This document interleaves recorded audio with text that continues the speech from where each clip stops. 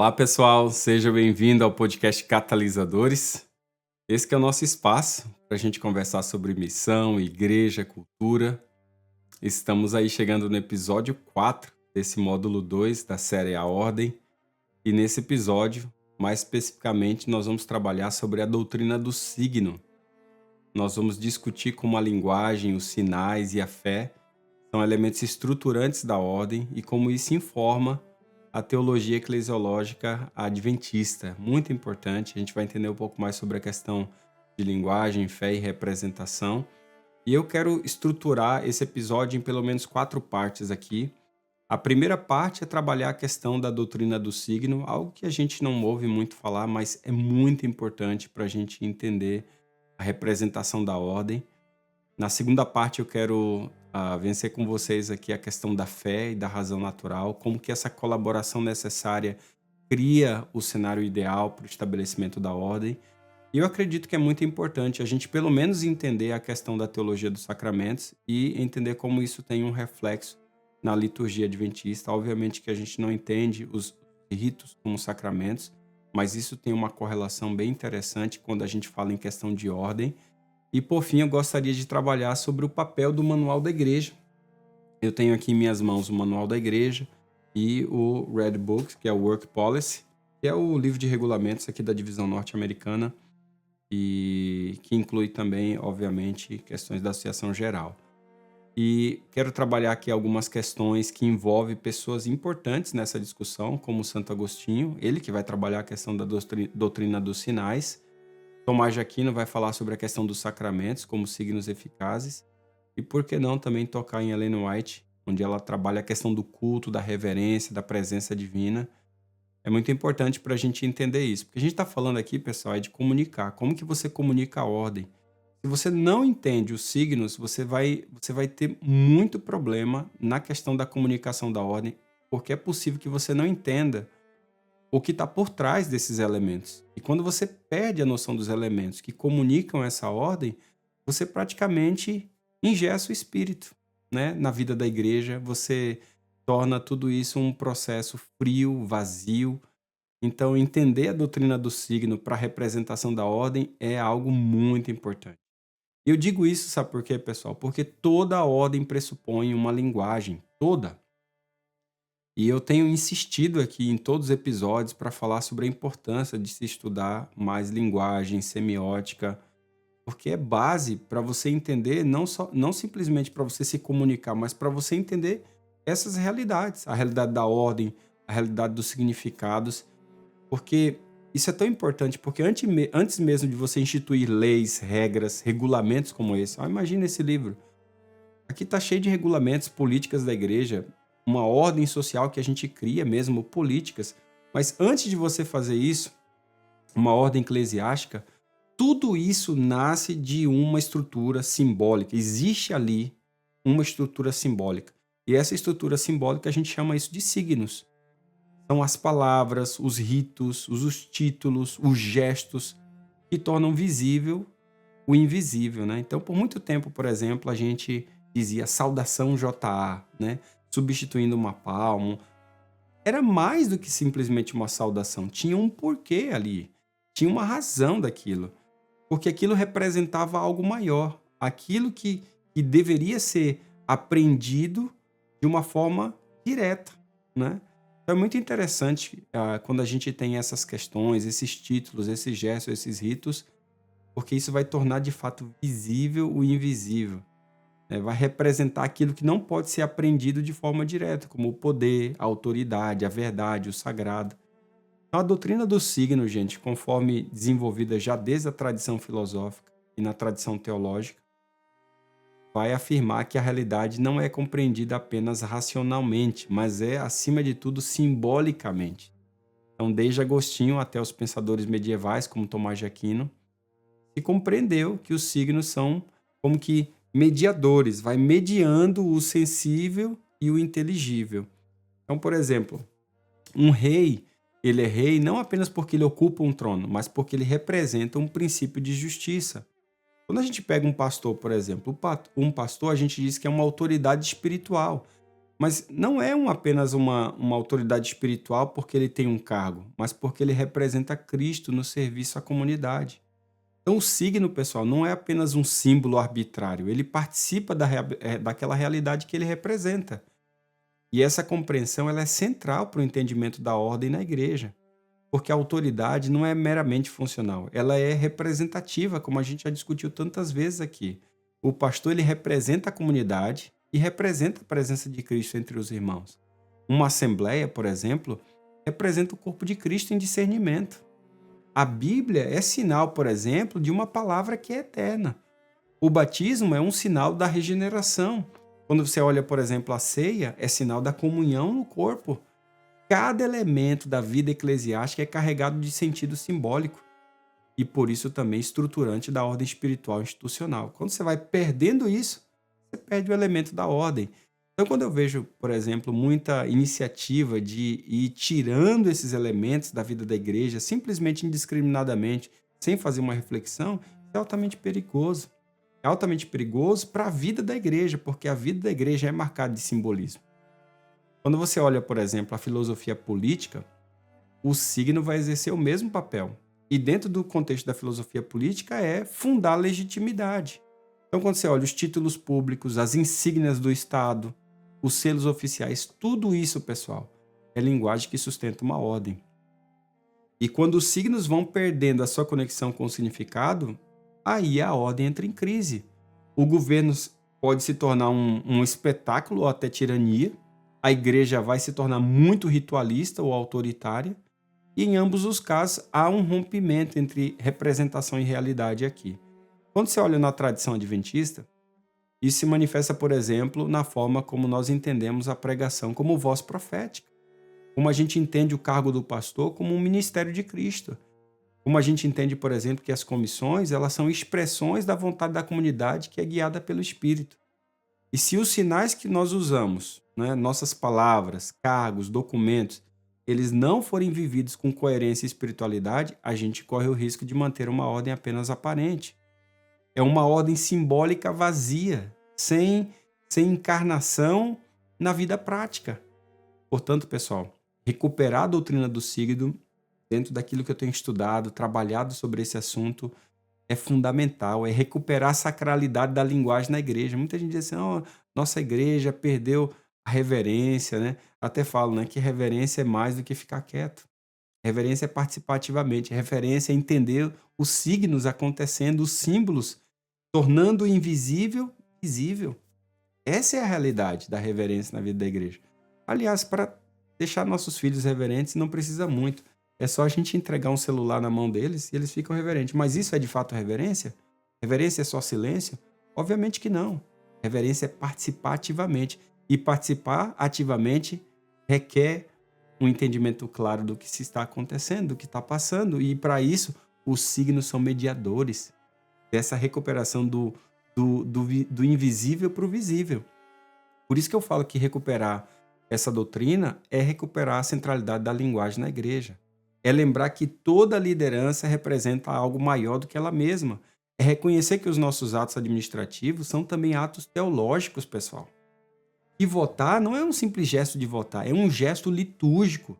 Não é apenas deliberar, porque isso significa discernir. Então, é mais do que simplesmente representar, é tornar presente.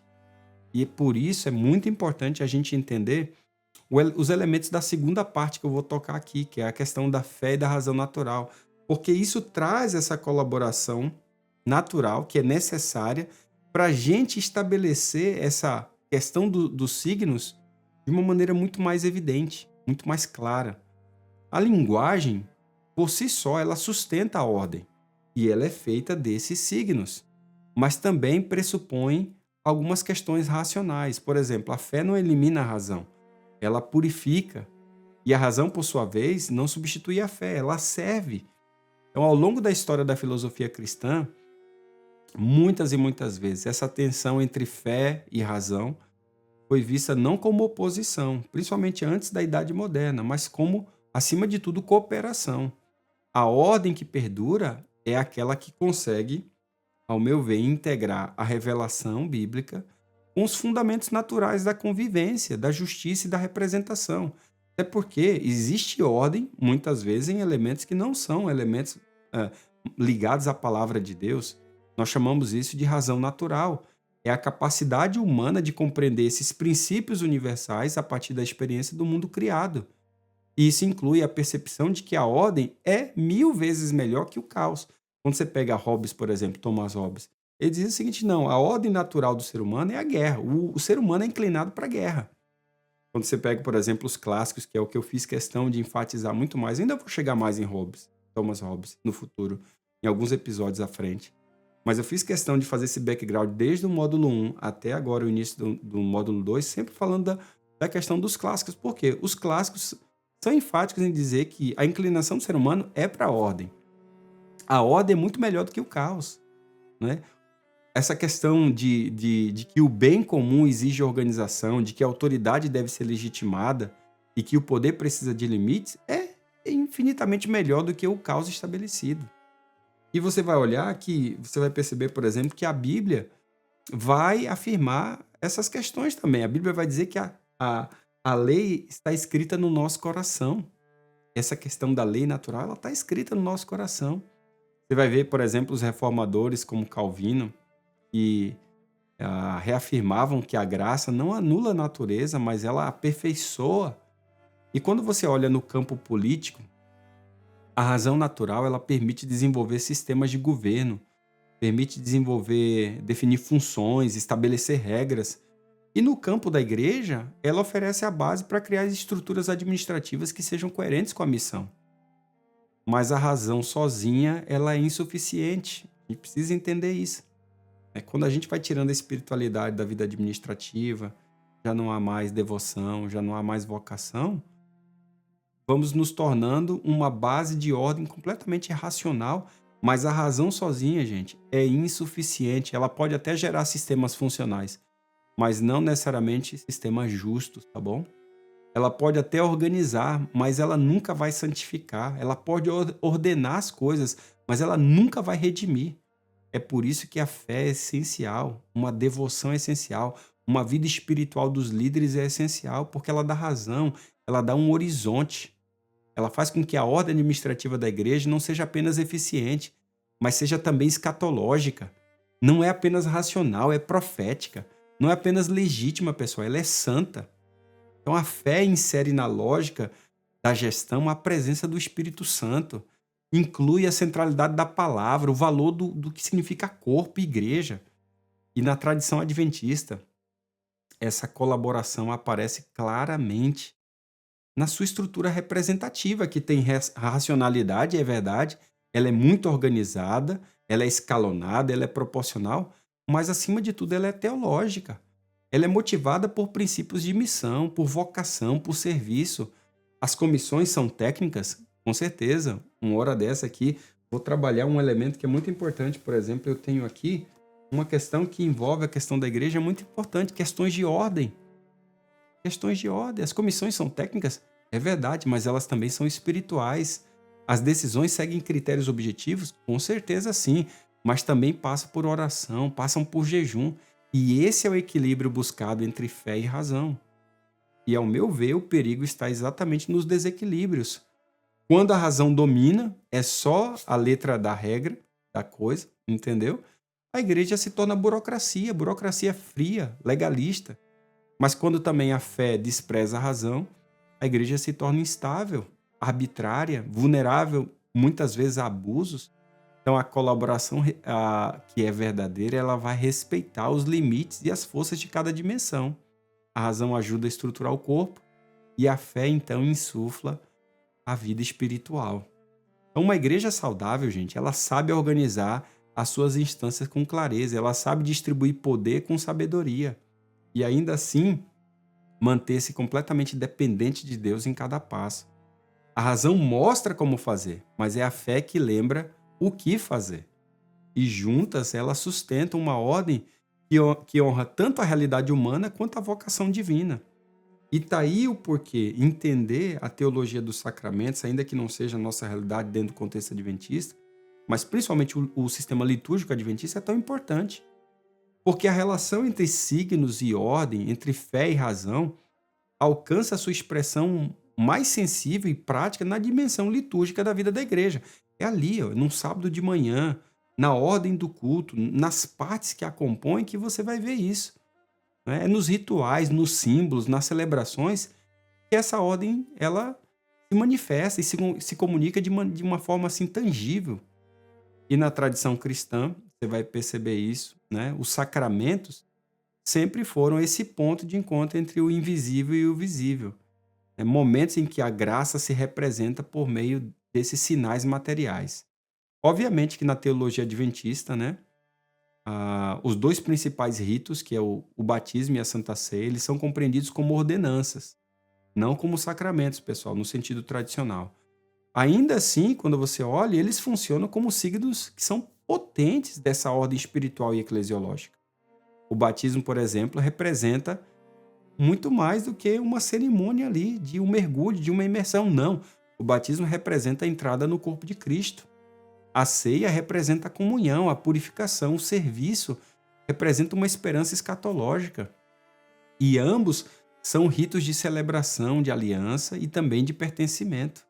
E ambos têm estrutura, têm forma, têm conteúdo, ou seja, eles possuem uma ordem.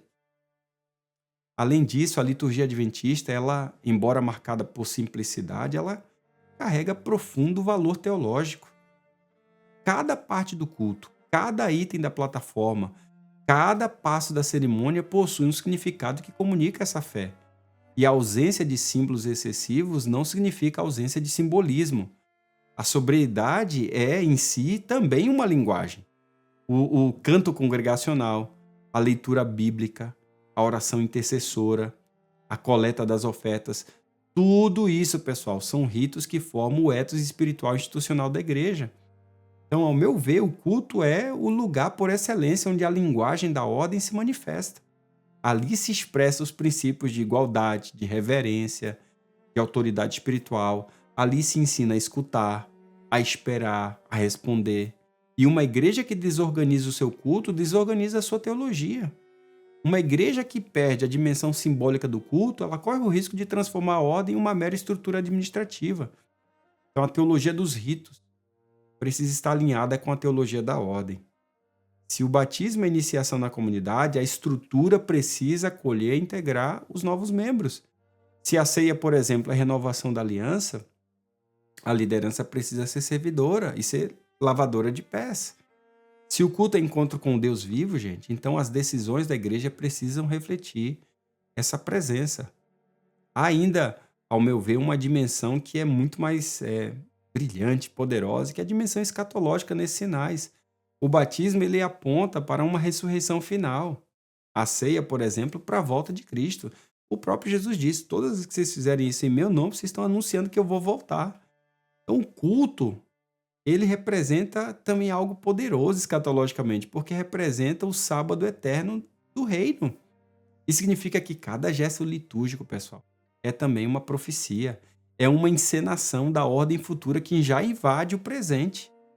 A igreja, quando ela ordena a sua liturgia, ela ordena também a sua esperança. Portanto, pessoal, refletir sobre a liturgia adventista à luz da teologia dos sacramentos é reconhecer que a ordem não é um acessório do culto, ela é o seu alicerce.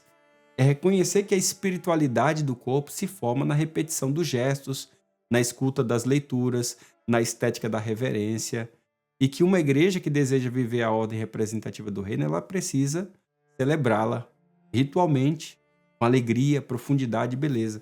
Eu sei o que eu estou falando, tem muita gente que está basicamente indo no caminho contrário. E eles não percebem que eles estão enfraquecendo toda a ordem simbólica da igreja. Eu não estou falando de ritos vazios, pessoal. Eu não estou falando de uma parte do culto completamente sem contexto.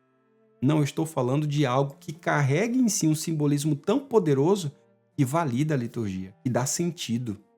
E são elementos, partes na liturgia, que não são simplesmente informais, mas que são oportunidades de conexão com o sagrado, com Deus, e conexão uns com os outros. Todo elemento litúrgico, gente, tem uma linguagem que está por trás.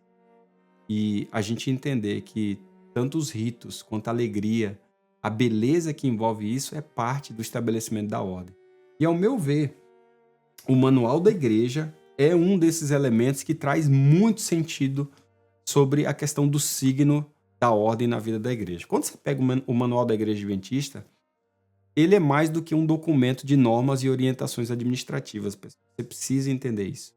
Ele é, em sua essência, um signo da ordem. O seu papel na vida da igreja transcende o âmbito técnico. Ele comunica, simbolicamente, comunica os valores, princípios e convicções que a comunidade adventista reconhece como expressões da vontade de Deus para a sua organização. Historicamente, a produção e o uso de manuais em contexto eclesiástico sempre cumpriram essa função de formalizar a tradição, consolidar a experiência acumulada e oferecer uma gramática comum para a vida institucional. E no caso do Manual da Igreja, essa função se materializa, ao meu ver, em 3 níveis. Tá? O primeiro nível tem a ver com o nível doutrinário, o segundo tem a ver com o nível organizacional e o terceiro, mais importante aqui, não menos importante, o nível espiritual. Quando a gente fala desse nível doutrinário, nós estamos falando porque o Manual da Igreja reflete a compreensão teológica da comunidade. Quando a gente fala organizacionalmente falando, porque ele regula processos, cargos, decisões. E quando a gente fala espiritualmente, é porque o Manual da Igreja expressa, ainda que de forma normativa, um compromisso coletivo com a missão da Igreja no mundo. Então, ao tratar do manual como signo, é muito importante a gente recuperar a linguagem simbólica que sustenta a sua autoridade. Seu conteúdo não deriva do poder jurídico, mas da legitimidade conferida pela comunidade global reunida em assembleia. Por isso que a cada 5 anos a gente tem a oportunidade de fazer a revisão, certo? E o que eu estou querendo dizer aqui é que não é simplesmente, aquilo que está dentro do manual. O que confere autoridade ao manual não é a sua redação técnica, mas o processo representativo pelo qual ele é formulado, aprovado e também revisado. Trata-se, portanto, aqui, pessoal, de um signo da vontade eclesial coletiva, mediada pelo Espírito. A Igreja Mundial decide e aprova esse manual. Por isso que a cada 5 anos a gente tem uma edição nova. O risco, no entanto, está em a gente absolutizar o manual, sacralizá-lo de tal forma, que a sua função simbólica seja invertida. Ele deixa de apontar para a ordem maior, que é o reino de Deus, e passa a ser a ordem em si.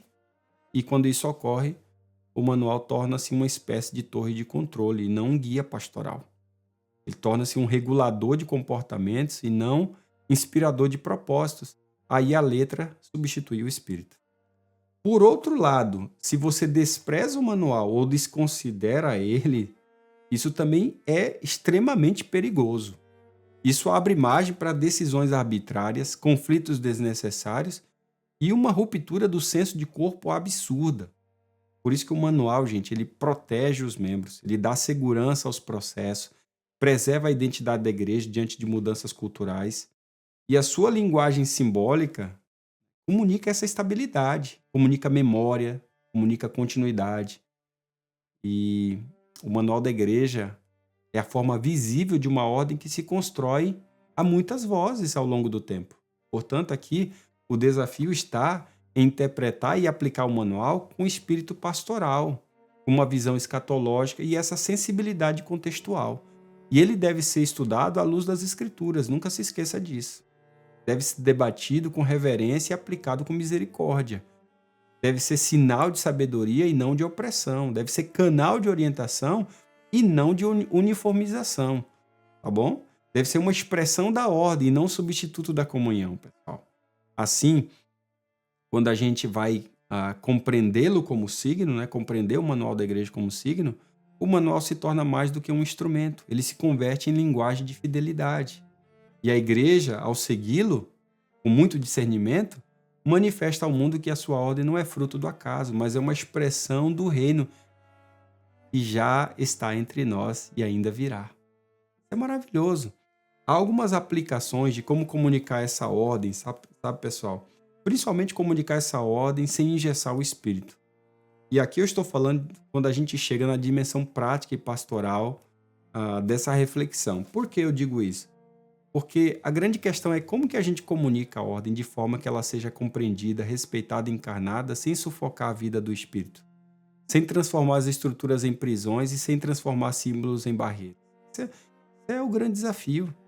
É um desafio permanente da liderança eclesiástica e da organização adventista em seus diversos níveis.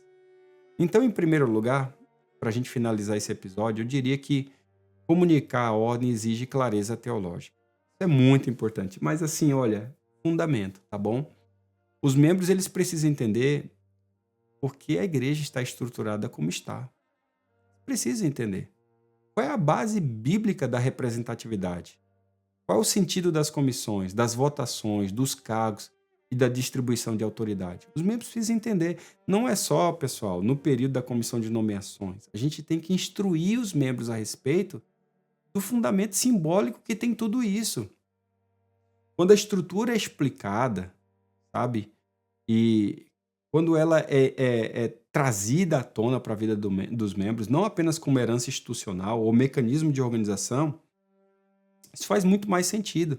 Mas quando é só assim, quando é só herança institucional, o mecanismo de organização, ela perde a sua função simbólica e espiritual, pessoal.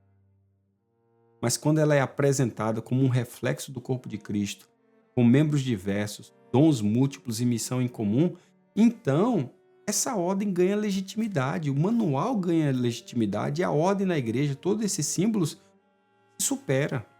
Então, em segundo lugar, além de comunicar isso de maneira teológica, é muito importante entender a teologia por trás disso. Também é muito importante a gente comunicar a ordem, porque ela exige testemunho coerente, né? Ela exige um testemunho que seja coerente. A liderança representa essa ordem. Portanto, o modo como pastores, anciãos, administradores, dirigentes se comportam comunica mais do que qualquer cartilha. Você pode ter certeza disso. Quando a autoridade é exercida com humildade, quando os processos são conduzidos com transparência, quando as decisões são tomadas com muita oração, a ordem, gente, se torna viva. Agora, quando há autoritarismo, manipulação, né, formalismo ou negligência, aí a ordem se torna opressora e vazia. Tem que tomar cuidado, muito cuidado com isso. Em terceiro lugar, a gente necessita comunicar a ordem, né? Para a gente fazer isso de maneira eficiente, exige uma linguagem acessível e encarnada. Tá bom? Muita gente não entende. Todos esses manuais, né? Questões de ordem, manual da igreja, né? Os guias da igreja, guia para diáconos, né? O work policy que está aqui, o guia para ministros, você tem aqui o guia para anciãos. Tudo isso aqui, pessoal, tudo isso aqui, todos esses documentos, manuais, declarações, eles precisam ser traduzidos em práticas pastorais, em orientações compreensíveis, em experiências vivas na comunidade local. A Assembleia local ela é o espaço onde a grande estrutura global se torna visível. E é ali, no culto a cada semana, né, na comissão a cada mês, no voto que a gente tem, que essa ordem precisa ser comunicada com simplicidade e profundidade. Precisa ser acessível. Tá? Por isso eu digo, tem que estudar esses materiais. Tem que ser estudado. Os líderes da igreja precisam estudar, precisam saber isso aqui de cor. Precisa ter claro onde cada coisa está localizada, a resposta. Isso é muito importante. E, por fim, comunicar a ordem exige sensibilidade ao Espírito Santo. A estrutura, gente, não pode se tornar um fim em si mesma. Você sabe disso. A gente já falou isso algumas vezes aqui nesses episódios. Ela deve ser flexível o suficiente para acolher o novo. É por isso que o manual da igreja ele é, a cada 5 anos, revisto. Por quê? Porque está aberto para o novo, para responder ao contexto, para adaptar-se às necessidades missionárias. Uma igreja viva, ela não vive repetindo fórmulas, pessoal. Ela vive discernindo o que o Espírito Santo diz à igreja. O espírito da ordem é o espírito do serviço. Ele é o espírito da escuta, ele é o espírito da missão.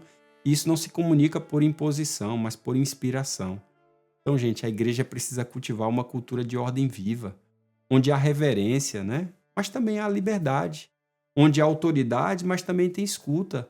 Onde há tradição, esse legado dos nossos pioneiros, mas também há renovação. Onde há estrutura, mas também há leveza. A comunicação da ordem, gente, começa pela transformação dos líderes. Já cansamos de falar isso aqui.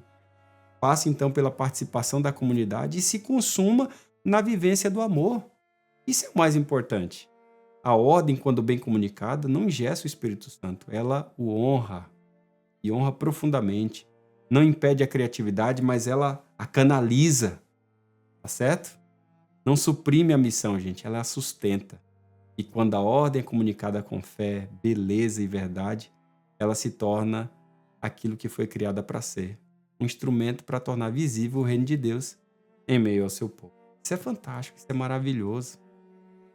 É essas questões que faz a gente entender o porquê os signos são tão importantes na vida litúrgica da igreja, o manual da igreja é tão importante para o estabelecimento da ordem, porque é disso que nós estamos falando. Nós estamos falando de tornar visível o reino de Deus em meio ao seu povo.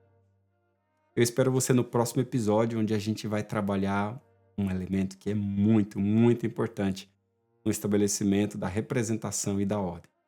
Te vejo lá. Um grande abraço.